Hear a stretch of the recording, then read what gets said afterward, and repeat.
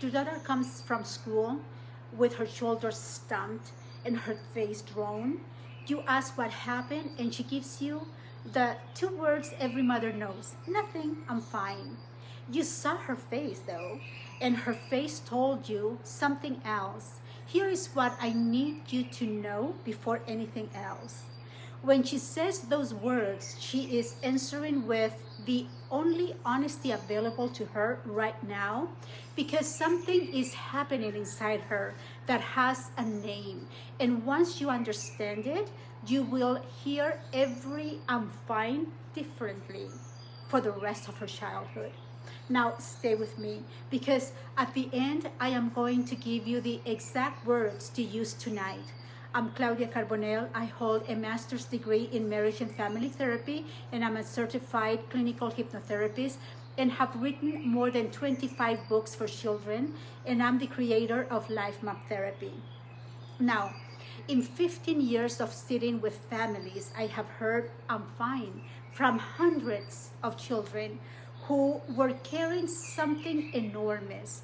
Here is what is really happening to your child. Your daughter feels something big and heavy, and when she reaches inside for a way to describe it, she finds an almost empty shelf. Most children own only a handful of feeling words: good, bad, happy, sad, and fine. That is the whole toolbox. So when something complicated hits her, when disappointment gets tangled with embarrassment or loneliness, it dresses itself up in anger. She reaches and comes up with nothing and says the only thing left to say. She says, I'm fine. This has a name.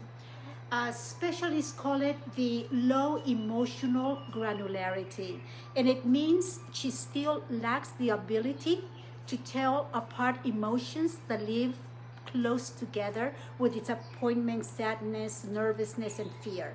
A feeling with a name is something she can understand, and understanding is what allows her to handle it. Whatever stays nameless is exactly what she learns to hide.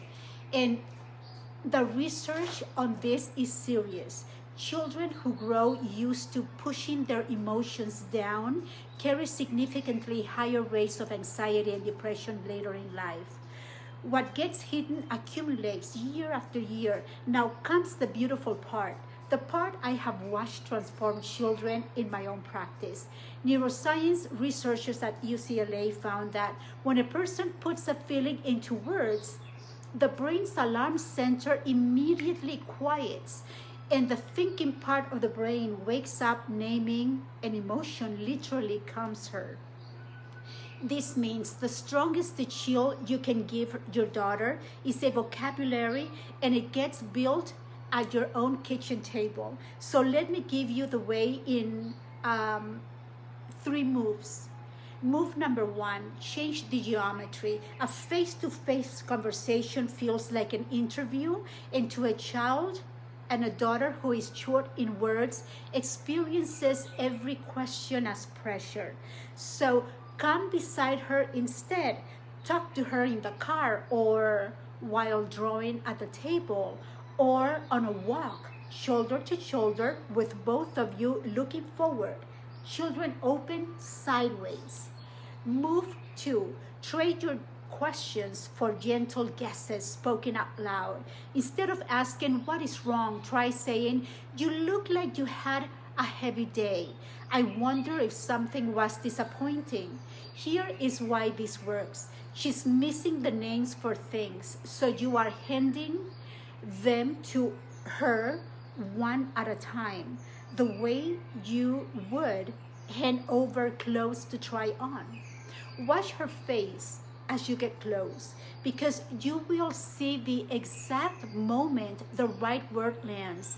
Even if all she says is kind of, you have just done something enormous. You name what she was feeling, and her brain has already begun to settle.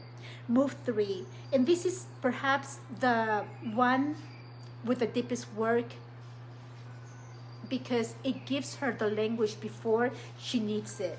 In the moment when everything is calm, at dinner, for example, name your own feelings out loud and say something specific. I felt frustrated today because I worked so hard on something and it fell through. Then make the distinctions. You know what? That was closer to disappointment than anger. At your own table, casually, you are doing the very thing I do in my office. You are building her emotional vocabulary word by word.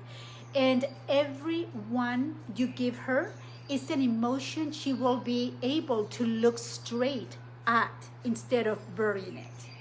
I want you to hear what a little girl with this vocabulary sounds like because I have met her. She was 7 and she walked into the kitchen and said, "I feel sad. Sophia said she was coming over to play and then she stayed home. And now I feel lonely."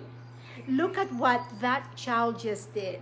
She had a name for the first thing she felt and another for the one hidden underneath.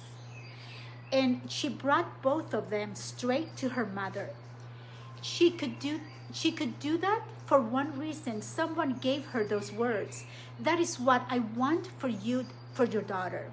A girl who can name what she feels is able to face it, master it, and carry it to you instead of holding it alone behind a closed door. The language you give her in these growing years becomes the way she meets every hard day for the rest of her life. If you want help, I built something for exactly this, and it is free. It is a 5-day course where each morning I teach you the science of one essential emotion and hand you the mother-daughter script that goes with it: sadness, shame, anxiety, anger, and joy. You will find it at onlyforprincesses.com, link below. If this helped you, subscribe, because every week I hand you the language for one more of these moments. And this is the belief underneath everything I make, from these videos to the storybook dresses at Only for Princesses. What you teach your daughter about her inner world will outlast anything you could ever buy her. So just remember that the growing years are when we build her strong. Come, let us do it together. What an honor. This is for me. I'm Claudia Carbonell, and I'll see you in the next one.